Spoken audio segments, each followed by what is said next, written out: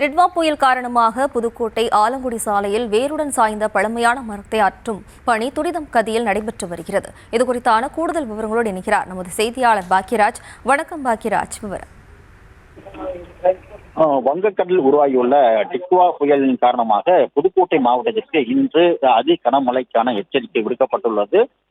புதுக்கோட்டை மாவட்டத்தின் பெரும்பாலான பகுதிகளில் நேற்று மாலை முதலே தற்போது வரை மிதமான மழை பெய்து வருகிறது.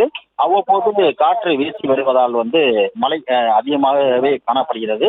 இந்த நிலையில் தான் புதுக்கோட்டை ஆலங்குடி சாலையில் வம்பன் பகுதியில் சாலை ஓரம் இருந்த பழமை வாய்ந்த மரம் தொடர் மழையின் மற்றும் காற்றின் காரணமாக வேருடன் சாய்ந்து கீழே விழுந்த நிலையில் அதனை ஜேசிபி இயந்திரம் கொண்டு அகற்றப்பட்டது.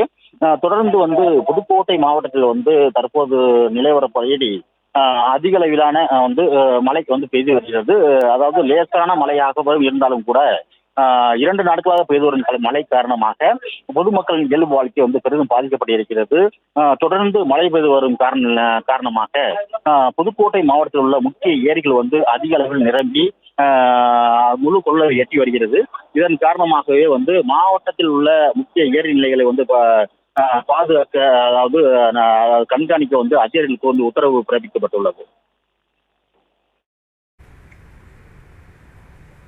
விவரங்களுக்கு நன்றி பாக்கியராஜ்.